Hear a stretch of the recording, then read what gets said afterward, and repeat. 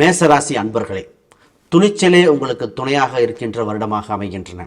இந்த வருடத்தில் உங்கள் ராசி அதிபதி 9ஆம் ஸ்தானத்தில் பல கிரகங்களோட சூரியன் பல கிரகங்களோட சேர்ந்திருக்கிற காலகட்டமாக இருக்குது. அப்போ 9இல் வலுப்பெறும் காலகட்டமாக இருக்குது. சூரியன் 10க்கு வந்த உடனே வருடம் பிறந்தது இல்லையா? முதல் வளர்ச்சிகரமானது, தொட்டதெல்லாம் தங்கமாக மாறும் காலகட்டங்கள். இந்த நேரத்தில் உங்கள் ராசிக்கு 3ஆம் இடத்தில் குரு பகவான் இருக்கிறார். 3இல் இருக்கின்ற குரு பகவான் உங்களுக்கு வாய்ப்புகளை அள்ளித்தர வருகிறார். இப்பொழுது முதல்ல இந்த ராசிக்காரங்க, சார் திருமணம் உண்டா, கூட்டு வகையில் இருக்கா, திருமணம் என்ற ஒரு அற்புத செயல்கள் நடைபெறுகிற காலகட்டமாக இருக்கிறது. அப்போ மனதுக்கு பிடித்த வரன்கள் பலாபலன்கள் உண்டு. தொழில் வகையில் எப்படிங்க இருக்கும்? பொதுவாக இந்த மேசராசின்னு சொன்னாலே துணிச்சல், இரத்தபத்த சந்தத்துக்கு முக்கியத்துவம் கொடுக்கறது, நட்பு பாராட்டுவது, மற்றவங்களால் முடியாத விஷயத்தை செஞ்சு காட்டுற சக்ஸஸ் ஆகிற ராசி இந்த ராசி. இப்போ திருமணம் இல்லைங்கிறது ஜெயிச்சு காட்டிடும். வேலை வாய்ப்புகள் தொட்டதெல்லாம் மாறுகின்ற காலகட்டமாக இருக்குது.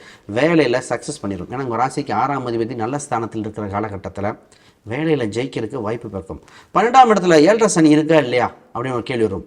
7.5 சனி இருந்தால் அதையும் தாண்டி ஜெயிக்கக்கூடிய அம்சம் உண்டு. ஏன்னா முயற்சி இருக்கிறவனுக்கு கிரகங்களும் வழிபடுகின்றன. அது மாதிரி இந்த ராசி முயற்சி பண்ணும்.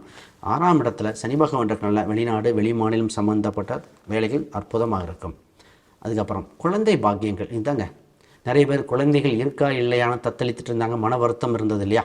அவங்களுக்கு உங்கள் ராசிக்கு 6ஆம் இடத்தில் சனி பார்வை இருக்கனால சின்ன ஒரு ட்ரீட்மெண்ட் இந்த மாதிரி பார்த்து, 5ஆம் இடத்துல கேது பகவான் இருப்பதால் குழந்தை பாக்கியங்கள் மருத்துவர் மூலியம் உண்டு.